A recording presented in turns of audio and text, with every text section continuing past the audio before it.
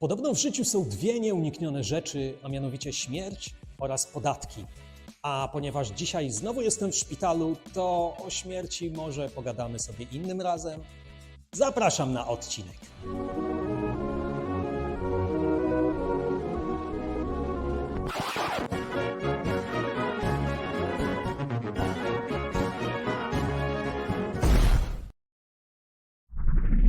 Witam serdecznie, ja mam na imię Tomek, a to jest mój kanał Wsypy Brytyjskie. Jak zaznaczyłem we wstępie, dziś będzie o podatkach, a to dlatego, że styczeń, a zwłaszcza jego końcówka, to gorący okres, w którym ludzie tacy jak my, czyli samozatrudnieni bądź też prowadzący działalność, rzucają się w wir rozliczeń podatkowych. Dziś opowiem Ci, jak w praktyce wyglądają te styczniowe igraszki z fiskusem oraz dlaczego sporo z nas decyduje się odłożyć ten obowiązek na przysłowiową ostatnią chwilę. A czy Tobie też zdarza się odkładać sprawy na ostatnią chwilę? I jeśli jesteś osobą samozatrudnioną, to napisz też w komentarzach, w którym kraju się rozliczasz. Z góry dziękuję. W UK samozatrudnieni składają tzw. Self-Assessment Tax Return, czyli po naszemu zeznanie podatkowe, w którym podajemy informacje o naszych przychodach, kosztach, a także podliczamy podatek do zapłaty lub też do zwrotu. Proste, co nie?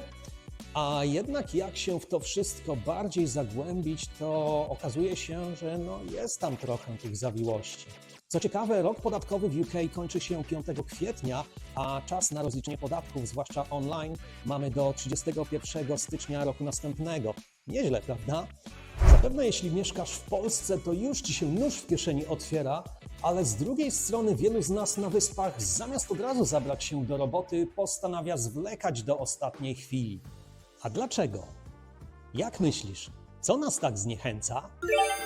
Ja zawsze mam wrażenie, że przecież jest jeszcze mnóstwo czasu, a potem ni stąd, ni zowąd nagle przychodzi styczeń, a ja ląduję na biurku z laptopem, do tego obok sterta różnego rodzaju dokumentów, i kubek herbaty, bo trzeba przez to wszystko jakoś przejść. I wtedy też zaczyna się prawdziwa zabawa.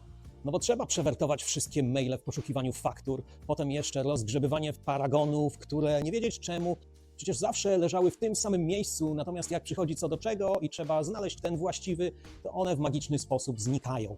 A czy Ty też zbierasz swoje paragony na bieżąco i czy Tobie przypadkiem też nie zdarzają się magiczne zniknięcia?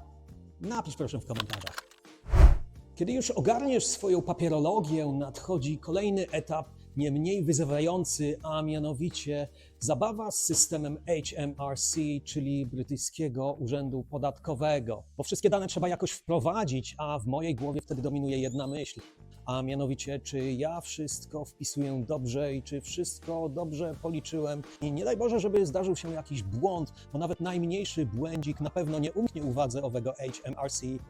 A wierz mi, drogi widzu, że nie ma nic gorszego niż telefon od urzędnika, który już niejednemu z nas nastrój potrafił zepsuć. A jak Ty radzisz sobie ze stresem? Masz może jakieś magiczne patenty na uniknięcie błędów? Napisz proszę w komentarzu. Do tego presja czasu, bo jeśli nie zdążysz ze wszystkim do końca stycznia, to czekają na Ciebie finansowe kary i to nie jakieś symboliczne, tylko konkretne sumy, zaczynając od 100 funtów za pierwszy dzień spóźnienia. Wychodzi na to, że styczeń to taka mieszanka stresu, papierów, i przecież herbaty.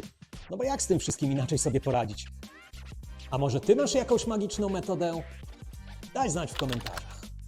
Ale żeby nie było, że ja tylko narzekam, bo w końcu sam sobie wybrałem taki los, powiem, czego się nauczyłem przez te lata. Po pierwsze, planowanie.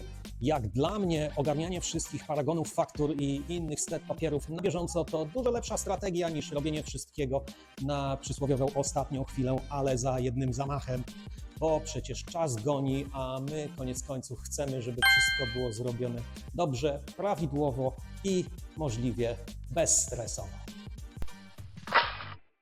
Po drugie, automatyzacja.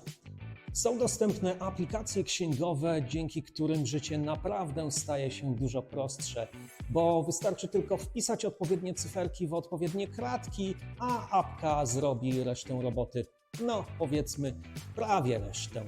A czy Ty również korzystasz z apek do księgowości, czy może wolisz wszystko zrobić sam, ręcznie? Daj znać w komentarzu. Po trzecie, księgowy.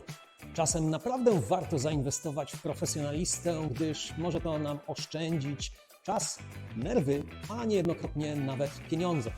Choć wiadomo, że wszystko zależy od skali Twojej działalności.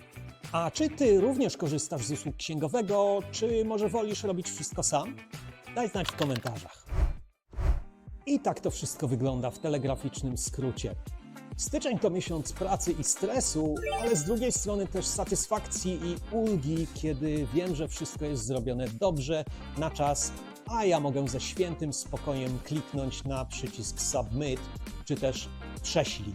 A jak to jest u Ciebie? Czy również zdarzają Ci się podobne przygody z fiskusem? A może Twoje podatki to czysta formalność? Daj znać w komentarzach. Dzięki z góry. Wielkie dzięki za obejrzenie dzisiejszego odcinka do końca. Tradycyjnie zachęcam Cię do pozostawienia swojego śladu w postaci łapki w górę. O komentarzach już mówiłem. Poza tym daj suba, jeśli jesteś u mnie po raz pierwszy oraz włącz powiadomienia, jeśli nie chcesz przegapić kolejnych produkcji z moim udziałem. I zobaczymy się w następnym odcinku. A na razie pozdrawiam serdecznie, wszystkiego dobrego i do następnego razu. Bye bye!